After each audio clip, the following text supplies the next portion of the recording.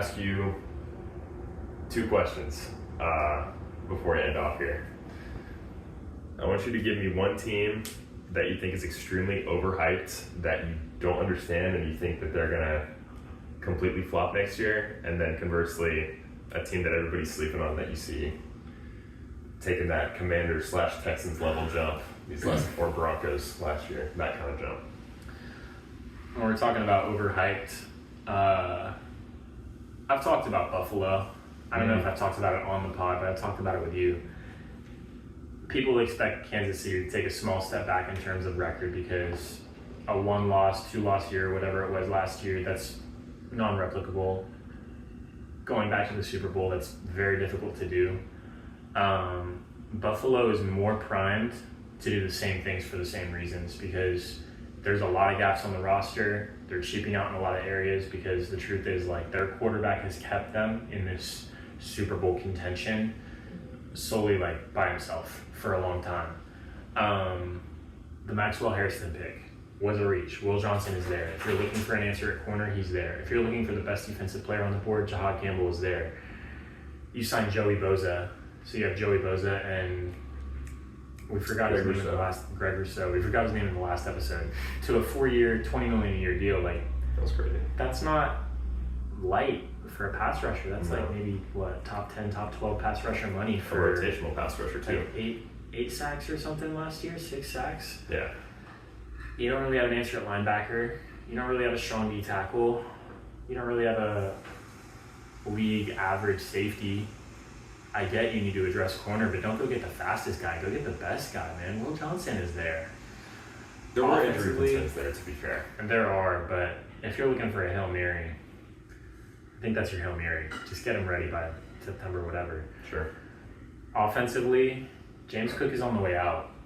Your offensive line is pretty good, but Josh Allen is going to become like a Russell Wilson where you just can't afford to get an offensive line because he's too expensive. You missed on Keon Coleman last year. Maybe take another receiver. The AFC East is not particularly great. Mm-hmm. The Jets are going to take a step back. Their offense is going to take a step forward, but their defense is taking a big step back. The Dolphins, we don't really know where Tyreek's going to be come September. Right. If he's there and if he wants to play, they're going to be great to me. And the Patriots, I don't think they had as great an offseason as everybody thinks they had, but I think Buffalo really takes a step back this year. So their win total is set at 11.5, and I think that's tied for the highest in the whole league. And they're going to be playing teams like Houston, Baltimore, Atlanta. They're also favored in all of their games. Yeah, except for the Chiefs game, I think. Right. They play Kansas City, they play Philly, Cincinnati. There's a lot of losable games. Like, they can easily go 9 or 10. It's a first seed schedule. Yes. You know? I don't think there's any world where they exceed that, I'm going to say the 12-win mark. Really? I think there are too many losable games outside of their division, and in their division, like... They'll lose 1 or 2. I don't know. Maybe the Jets steal one this year, you know? I don't know. Maybe the Patriots are legit. Maybe Drake May takes a step. And in terms of a team that's going to exceed, like, I feel like the Bears' expectations are high. I feel like a lot of teams with young quarterbacks, like the Texans, their expectations are high, even though they took a step back this last year. Mm-hmm. I think Bryce Young is going to take a step this year. Brother. Let's hear it. Their receiver room is loaded. Mm-hmm. He had no weapons last year. He has a lot of weapons this year. Maybe not great weapons, but I think Ted is a legit X-receiver, the best X-receiver in this class. Okay. Love Jimmy Horn Jr. as a speedster. He'll be your Z. For your Y, I mean, they still have Adam Thielen, who's one of the best slots in the league. Pretty sure they brought in Hunter Renfrow again. Yeah, they did. Who's another really solid slot receiver. In the backfield, Rico Dowdle, Chuba Hubbard. Jonathan Brooks is just not going to play this year, but I still like what they have going on. Offensive line looks really good. I think their offense has the potential for top 14, top 12. I like that. And defensively, I mean, you just need like top 20 to be in contention for the NFC South. It's really not that difficult.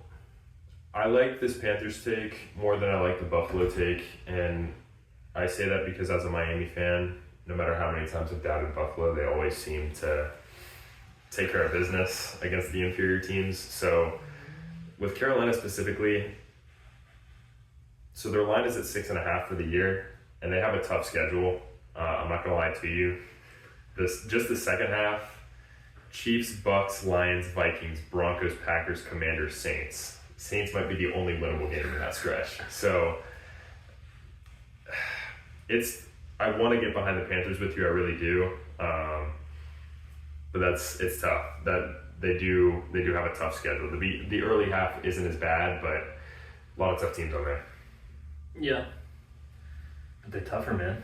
Bryce Young. I'm excited to see Jimmy Horn 2,000 yards rookie season. Book it. Offensive Rookie of the Year. Bryce Young Comeback Player of the Year. It's going to be exciting. Yes. I will say I think a team that's going to exceed expectations for me, unbiased, Miami Dolphins. All right. I think so. Their win total, let me pull it up real quick. Their win total is 8.5.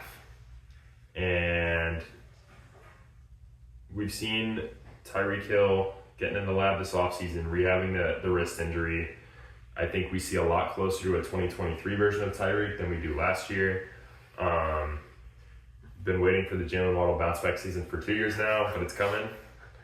And I really like their draft, honestly. That's the main component of this. I think the Kenneth Grant pick was really solid. There are later round picks, like, fifth and sixth round guys usually don't get a lot of PT, but Marshall out of Florida, Trader out of Maryland, addressing needs that they had in their secondary, I really like that. Going through their schedule, I counted 10 or 11 wins, and 11 a little generous, but 10 wins and their line's at 8.5. I see this as a playoff team next year, similar to the 23 Dolphins. They probably don't go far in those playoffs, but I think that they get back to the meeting here. I can get behind that. Lastly, a team that I think underperforms could be the Bucks.